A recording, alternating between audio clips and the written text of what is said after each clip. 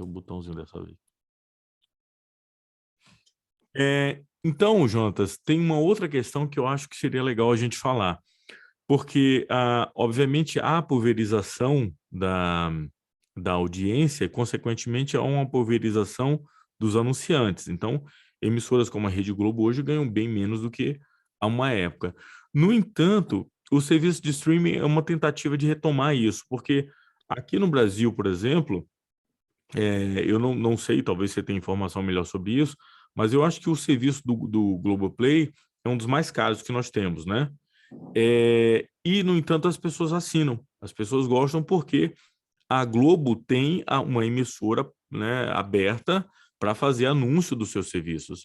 Então, você, sei lá, você está assistindo uma novela e por algum motivo você chegou atrasado do trabalho, você não pôde ver aquele capítulo, você pode ir lá entrar no serviço de streaming e assistir esse capítulo que você perdeu, ou uma série, ou um documentário produzido pela emissora, enfim, né, qualquer coisa nesse sentido. Então, assim, veja, parece que é um serviço que alimenta o outro, né? Acaba servindo de espaço para anunciar, para mostrar os seus produtos, para dar uma prévia, né? Sabendo que você tem que estar ali naquele horário, sintonizado naquele canal para assistir, mas se você quiser uma liberdade maior, você precisa é, pagar o serviço de streaming. Então, não sei, eu posso estar viajando aqui um pouco e gostaria que você me ajudasse a pensar sobre isso.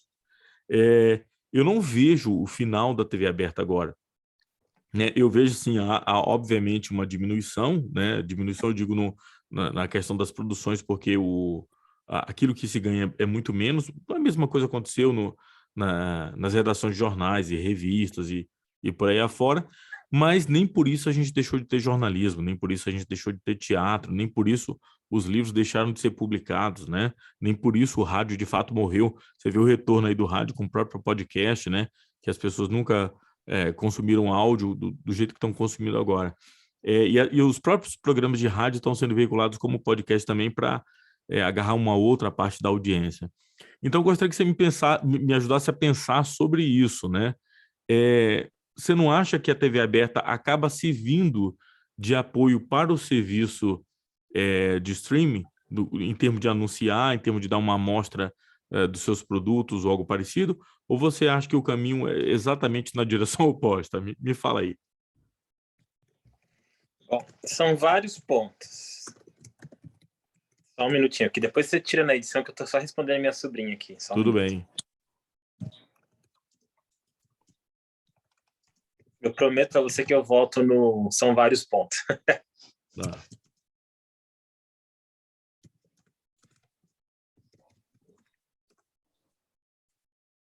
Bom, vamos lá. Voltando... Só um instante, deixa eu fechar o meu aqui, que meus cachorros estão fazendo escândalo. Só um instante. Vai. Agora é a... Bom, voltando, né, a sua pergunta, são vários pontos, Wagner, que a gente tem que olhar nisso daí. A gente tem, de fato, essa questão da pulverização do investimento em publicidade, que agora não está mais só na TV aberta, está no streaming, via merchandising, está nas redes sociais, enfim, está em vários outros veículos, né, em vários outros formatos. Mas a Globo especificamente se preparou para isso, tanto que hoje ela tem um portfólio de canais por assinatura imenso. Então, ela tem também portal na internet, aquele lance dos 100 milhões de que ela ardiou um tempo atrás, né? A Globo está presente num monte de lugar. Então, assim, que foi a lógica de todo mundo, né? A Record também fez isso com o R7, que é estar presente em outros formatos para justamente angariar com publicidade do jeito que o mercado estava caminhando. Mas uma coisa que você falou é essa questão da assinatura. Por que as pessoas assinam a Globo? Né? Se você pensar, mas tem lá na TV aberta, né? Eu consigo sintonizar a Globo pela minha antena ou pelo sistema que eu assino de TV por assinatura. Então dá para assistir. Mas o que acontece? A Globo é um gigante regional no que diz respeito a streaming. Ela tem um negócio que no Brasil especificamente ninguém tem, que é novela. ela tem grandes títulos no catálogo que ninguém tem. Ela tem Tieta, ela tem, por exemplo, né? Ela tem Salvador da Pátria, ela tem um monte de coisa que ninguém tem. E isso está na memória afetiva das pessoas. E esse é um apelo muito forte dela e que ela consegue ter assinantes por causa disso. Mas, ao mesmo tempo, o que ela faz? Enquanto todo mundo traz o formato americano para o Brasil, de produção de série, etc., que é Netflix, HBO e todo mundo, que são gigantes americanos, o que a Globo faz? A Globo vai na contramão, a Globo traz produções da Europa para cá. Então, é claro que ela tem algumas coisas americanas também, mas ela traz muita série produzida na Europa. Eu assisti uma produção da Catalunha, se eu não me engano, chamada Noite e Dia no Globoplay, que é sensacional. Aquele formatinho padrão americano de série, né? De série policial, tem lá, as pessoas morrem, tem que descobrir quem matou, beleza, é um formatinho padrão americano.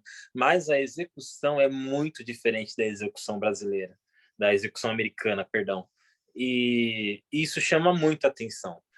Ela tá com uma outra série também que eu quero acompanhar, chama Baltazar.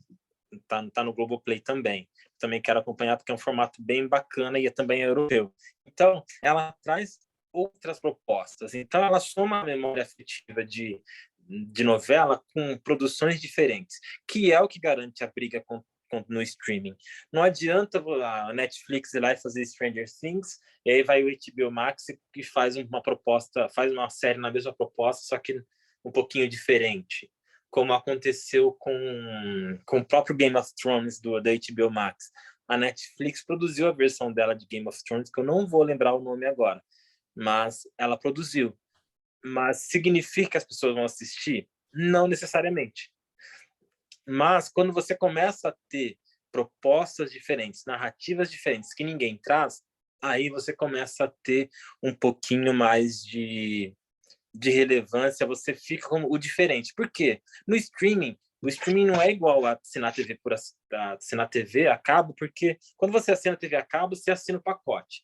Mas você vai assistir 3 ou 4 canais com maior frequência, de 80. Os outros 76, você não vai nem passar perto porque não te interessa. Que é canal, sei lá, de esporte, infantil, enfim. Se você não gosta de esporte, você não vai nem passar nos 10 canais de esporte que tem. Se você não tem criança, os 15 canais infantis, para você não vai fazer a menor diferença. Você vai sempre eleger ali uns 4, 5 canais e vai sempre consumir os mesmos. Sempre. Você vai sentar na frente da TV, você vai pagar R$ 200 e vai assistir sempre a mesma coisa. Com o streaming, você conseguiu quebrar essa barreira, porque você assina só o que você quer. E você vai assinar não porque é hype, porque é Netflix, todo mundo está assinando. Não, você vai assinar porque tem conteúdo que te interessa.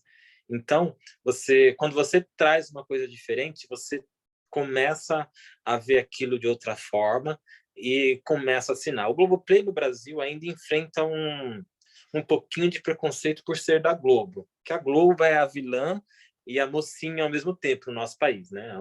Depende aí da visão de quem está vendo, ou ela é do bem ou ela é do mal, enfim. Ela é muito polêmica nesse sentido ainda. Tem, sim, algumas questões históricas que eu não vou abordar, porque não é o nosso objetivo. Mas vamos falar dela enquanto empresa de mídia. Enquanto empresa de mídia, ela é a única que está se preparando para o futuro, o futuro é você ter, sim, uma integração muito grande com a internet. Já que você falou em questão de anúncios, né? O Globoplay está testando um formato de anúncio que é sensacional, que é anúncio direcionado. Ou seja, sabe quando você vai no Google e procura por creme de leite e depois você começa a ser bombardeado por creme de leite em todos os lugares que você vai? Uhum. A Globo está fazendo isso com os canais dela.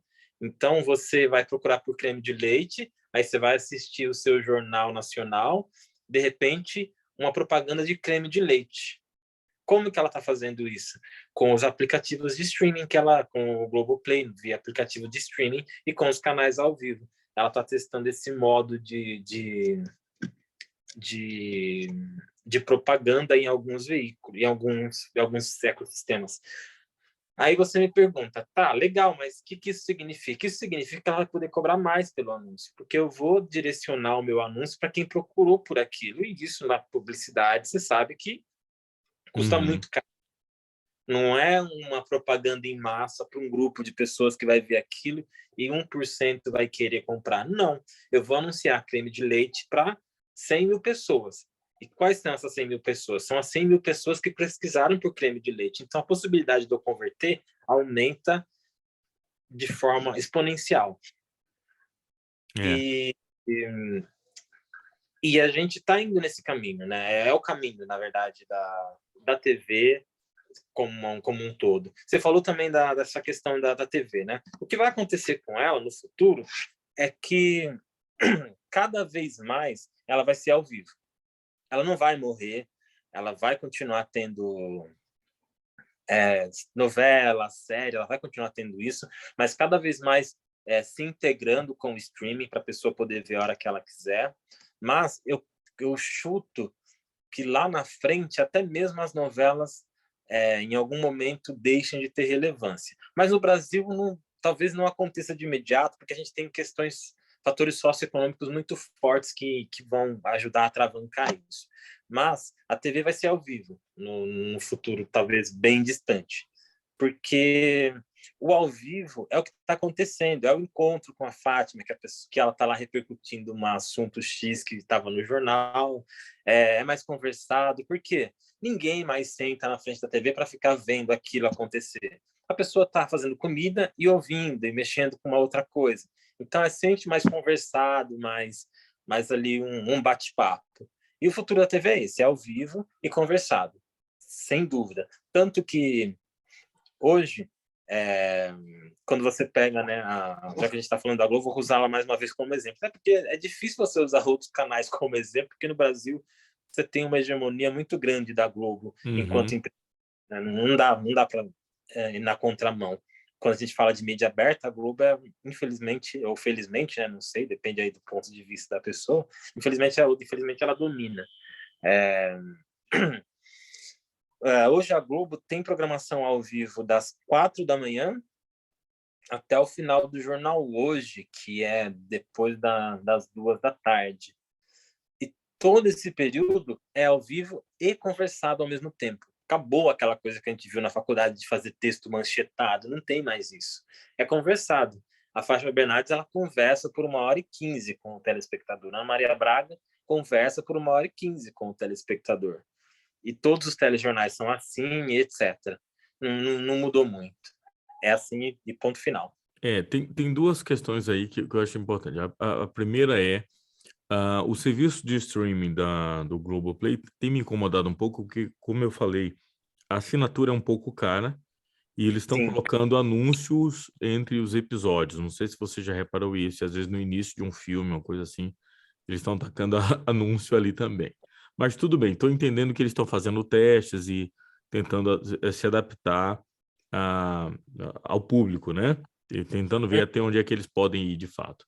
A segunda coisa, você falou assim, talvez no curto prazo a novela não acabe. Eu não sei nem se ao longo, porque existe uma questão cultural muito forte sobre a novela aqui no Brasil, né? Você não gosta de novela, eu não gosto de novela, mas o público, de modo geral, gosta muito de novela, né? Eles Uhum. podem até reclamar, mas eles assistem muito novela, cara. Então, eu acho que a novela tá para o brasileiro como a série tá para os norte-americanos, sabe? Uhum. O poder de penetração da novela ainda é muito grande. E tem questões regionais que uma série americana não vai falar, não vai tratar. É, quando você pega, por exemplo, a Globo fez Memorial de Maria Moura, né, no sul do país, adaptou O Tempo e o Vento, também do Veríssimo. É, tem séries que se passam também no Nordeste do Brasil, agora Pantanal, né, o remake que estão fazendo. Eu não sei se está legal, mas creio que sim, né, porque em termos de produção a Globo é imbatível, se você compara com qualquer outra emissora brasileira. É, e aí tem também produções, sei lá, na Amazônia. Então, assim, tem uma questão regional muito forte para o espectador se ver representado. Porque, assim, pô, é legal ver uma série que se passa em Nova York, com aquela neve, aquele gelo, no Natal, não sei o quê, mas está muito distante da nossa realidade, né? Então, quando a gente pega, por exemplo, tem essas comédias Água com Açúcar, que de vez em quando vão para o cinema, que são até adaptações de filmes americanos, né, com atores da Globo. Mas você vê que eles trazem uma realidade que é a realidade brasileira, né? Da turma da farofa na praia, sabe? Da Sim. turma que pega a Kombi para ir para o trabalho, enfim. Uhum. É uma realidade muito mais próxima da nossa, e eu percebo que o brasileiro médio ele se vê representado ali. Você deve lembrar da Grande Família, por exemplo, né? Que foi um sucesso durante muitos anos e já era um remake. E aquilo ali é a família média brasileira, da família de classe média brasileira, né? É, Sim. todo mundo tem um encostado daquele, todo mundo tem um filho preguiçoso lá, um parente daquele jeito, um casal que vive brigando, um pai que tenta ser corretinho, uma mãe que aqui e ali, né, por mais esforço que faça, ela dá também seus vacilos, enfim, aqueles vizinhos malucos, né? Então, o brasileiro ele se vê muito representado dentro dessas séries, e talvez, não sei, eu posso estar também viajando, tá? Mas talvez por isso as novelas perdurem por um tempo maior, né? E talvez, não sei, talvez se popularizem também no serviço de streaming, vai saber, né? A gente nunca, nunca sabe o que esperar no meio da comunicação. Se há 20 anos alguém contasse pra gente que a situação hoje seria essa, dificilmente eu acreditaria, você acreditaria, sei lá. Quer dizer, talvez você até acreditasse que você tinha uma mente um pouco mais aberta. Eu teria dificuldade de acreditar que chegaríamos a esse ponto, né? Só para dar um exemplo, as locadoras. Não sei se você fazia uso de locadoras. Eu fazia muito uso de locadoras. Se alguém me dissesse que as locadoras iam desaparecer, que a gente teria todo esse serviço via streaming, eu teria dificuldade de acreditar. Quer dizer, as coisas mudaram completamente, né, cara? Outra coisa, os CDs, né? Já que a gente tá falando de streaming. Se alguém me dissesse que ninguém compraria mais discos e, sabe? E que tudo viria pelo streaming, você pagaria uma assinatura, dificilmente eu acreditaria nisso, mas hoje eu sou assinante lá do Spotify também. Enfim, então você vê como a gente vai se adaptando às coisas, né? Mesmo que alguém antes tenha dito, olha, vai por esse caminho, eu particularmente tinha dificuldade de acreditar. À medida que as coisas foram acontecendo, eu fui tentando me adaptar também a essa nova realidade. Você falou dessa questão do preço. O que acontece é o seguinte: a Globo hoje ela está nadando sozinha, porque ela não concorre só com Netflix, basicamente, HBO Max. Ela é um serviço concorrente desses daí, mas ela é um serviço complementar na maioria das vezes, porque Uhum, ninguém vai só assinar a Globo. Vai assinar a Globo ou melhor, vai assinar a Netflix e a Globo, e o Globoplay. Vai assinar a HBO Max e o Globoplay. Então, assim, hoje, é aquilo que eu falei antes, ela pode ser considerada um gigante nacional e um gigante regional. E eu estava lendo um texto de um cara sobre TV e ele estava falando exatamente sobre isso.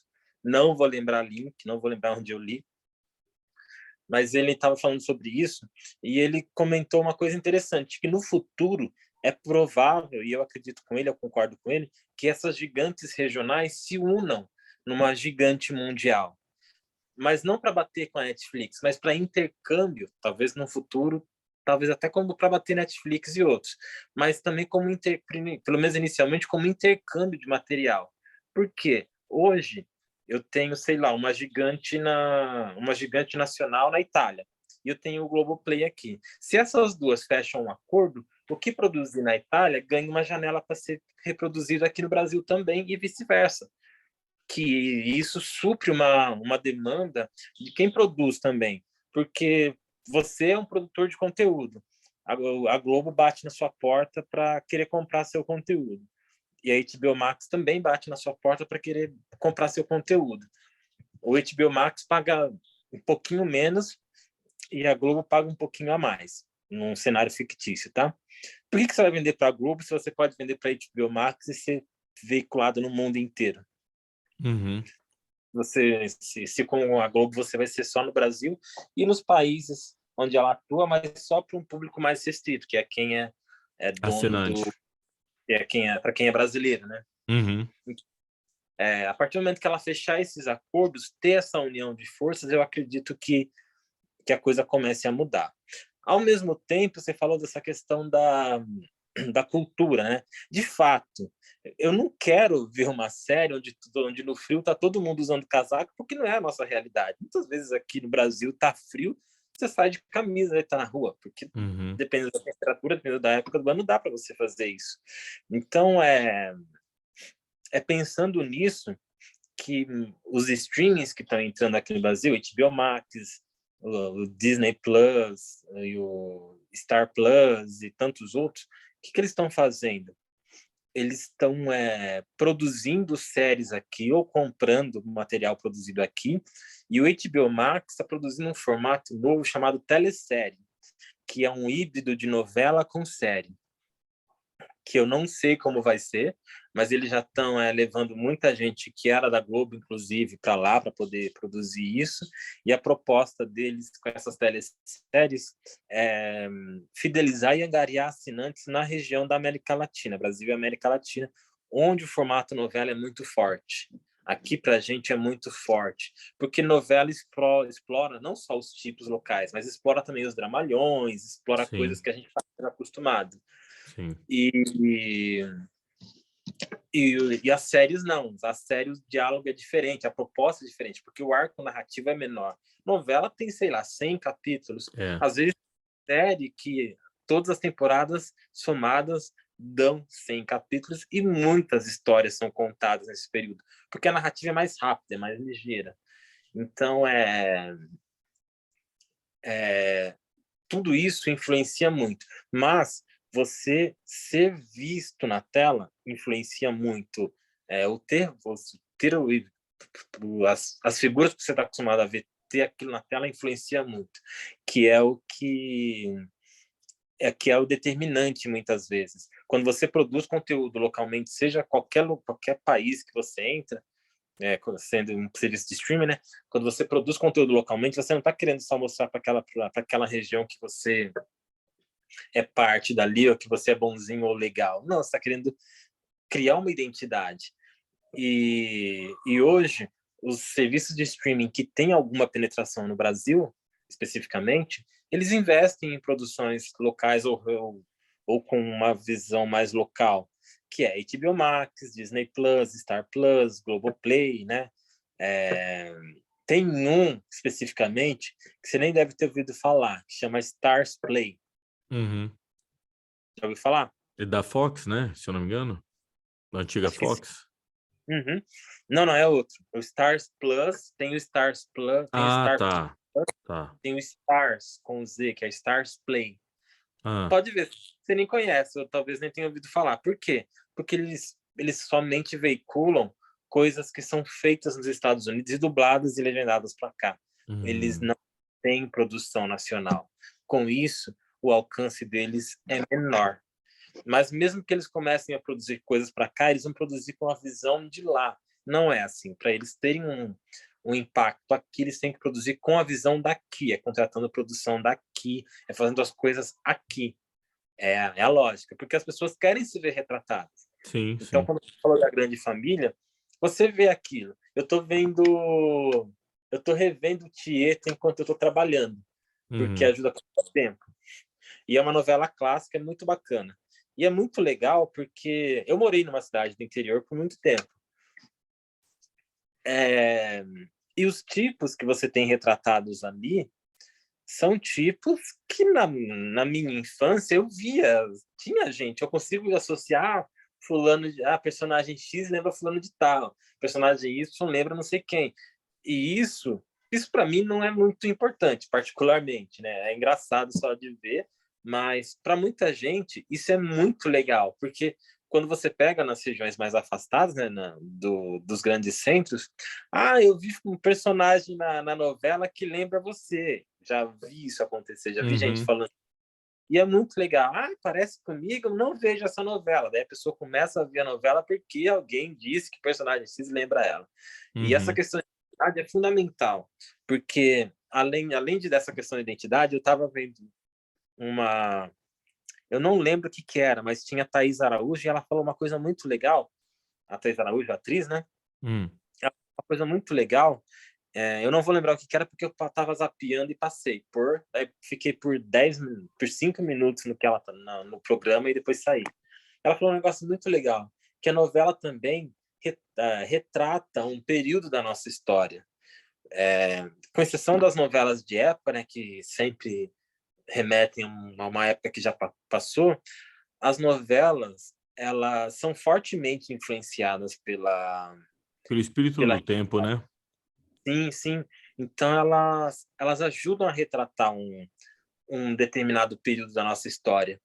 E E, isso é tra muito legal também.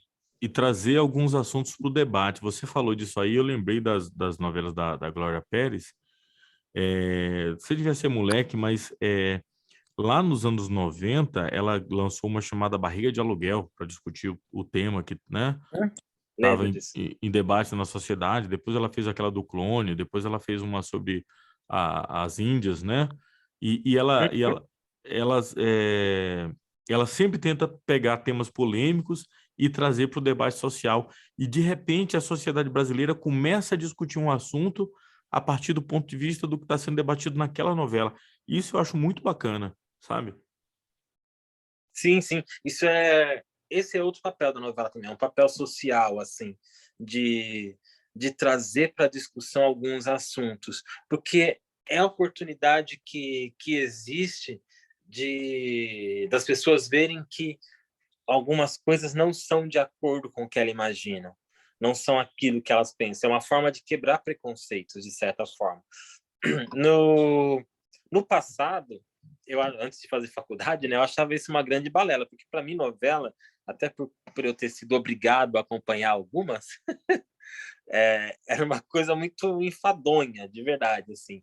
Mas, com o tempo, eu fui lendo, fui estudando algumas questões, fui vendo alguns aspectos mais técnicos, e de fato a novela ajuda a debater isso. E com a chegada do Twitter, né, para aí como segunda tela, você pode ver o quanto isso é verdade, porque eu lembro que teve uma novela que eu não vou lembrar qual era, mas eu estava na época de mudança de Santos para São Paulo. Acho que era Amor à Vida, se eu não me engano. E teve um beijo entre dois personagens homens. Foi o primeiro beijo gay da, das telenovelas no Brasil. Hein? Beijo gay entre dois homens. E aquilo foi muito comemorado, foi marcante, porque foi na Globo, na Nova, blá, blá, blá. Aí foi uma. Eu lembro que na timeline do Twitter todo mundo comentava sobre isso. Eu acho que eu estava no metrô. Eu não lembro, mas eu não estava em casa, eu não estava vendo, eu estava fazendo qualquer outra coisa, acho que eu estava em trânsito. E na hora que eu acessei o Twitter, né, todo mundo estava falando daquilo, era um tema amplamente debatido, e nos próximos dias aquilo virou pauta de um monte de coisa. E a partir desse momento, começou-se a ter alguns debates nesse sentido. E tudo isso promovido por causa da novela. Então, assim, isso que você falou é muito importante, porque a novela, dentro da nossa cultura, como ela sempre vai trazer isso, porque ela vai trazer essas realidades, vai debater e aquilo vai repercutir por algum tempo. E isso é muito legal, porque é graças a isso que a gente avança, é graças a esses debates que a gente avança. Porque se a gente continuar repercutindo ou sempre com a mesma ideia, a gente não vai chegar a lugar nenhum além daquele que a gente já conhece, a gente vai avançar nunca. E tem muitas coisas que eu estava vendo. Essa semana, por exemplo, eu assisti, como eu falei para você, né, eu assisto Tieta enquanto trabalho. Teve uma fala de uma personagem muito bacana, que assim, é um personagem com um viés ligeiramente mais cômico, mas ela teve uma fala que foi extremamente marcante para mim, que a filha dela descobre que o pai tem uma amante. Aí a filha vai conversar com ela e ela desabafa com a filha e ela diz que por muito tempo ela imaginou que ela não tinha direito de realizar os sonhos dela. Isso é uma forma de debater, porque se você pensar na realidade da época que a novela foi produzida, que é início ali da década de 90, a maioria das mulheres naquela época achavam que elas não tinham direito de seguir os sonhos dela. elas tinham que seguir o sonho de outras pessoas, do pai, do marido, e etc. Elas não tinham direito. E a partir dessa fala, possivelmente muitas pessoas começaram a repensar. Eu não sei o impacto dessa fala na época, mas possivelmente é algo que tocou ou de alguma forma repercutiu, porque e claro também o que outras falas, a própria protagonista da novela é um personagem muito avançado para a época, né? Possivelmente essa novela, as temáticas que são abordadas ali e tantas outras que vieram depois e talvez antes, ajudaram a mulher a ter um protagonismo maior em relação ao papel que era colocado para elas até há uns 30 anos atrás. De 30 anos para cá, o papel da mulher na nossa sociedade mudou muito, né? A gente hoje tem a mulher, digamos, hoje está num patamar de muito mais igualdade com o homem do que há 30 anos atrás. Se a gente colocar isso há 60 anos atrás, então o salto é gigantesco. Claro que, assim, tem muita coisa ainda a ser feita, muita coisa a melhorar, mas em relação a 30 anos atrás, melhorou demais, mudou muita coisa. E graças às novelas que ajudaram nesse debate, porque sempre teve muita personagem marcante que era do sexo feminino, que tinha uma postura mais empoderada, né, usando um termo muito comum hoje, e isso ajudou aí a fazer a mudar um pouquinho a realidade das mulheres. Pois é, curioso que, assim, o Tieta, por exemplo, é baseado no livro do Jorge Amado, que foi publicado na década de 70, né, 1970. E aí, obviamente, consegue essa consagração quando, de fato, vai para as telas, porque atinge um público muito maior. Então, veja que o papel da teledramaturgia brasileira é esse, né, de realmente fazer com que a sociedade discuta determinados assuntos. Bom, nosso programa está ficando um pouquinho grande. Eu gostaria de agradecer ao Jonatas pela participação aqui, pela conversa maravilhosa. Considerações finais, meu amigo. Onde é que a gente te acha se a gente quiser te encontrar? Qual é a sua arroba? Conta aí pra gente. Bom, eu fico muito no Twitter, é @JonatasMobile. Instagram, se quiser me adicionar, é no Jonatas Verso. E basicamente é isso, as minhas redes sociais. Quer falar também lá, dar o endereço do seu novo projeto? Sim, tá tudo concentrado no www.jonatas.com.br. Beleza, muito obrigado. Até semana que vem. Tchau, tchau. Tchau, tchau. Deixa eu parar a gravação aqui. Cadê? Aqui.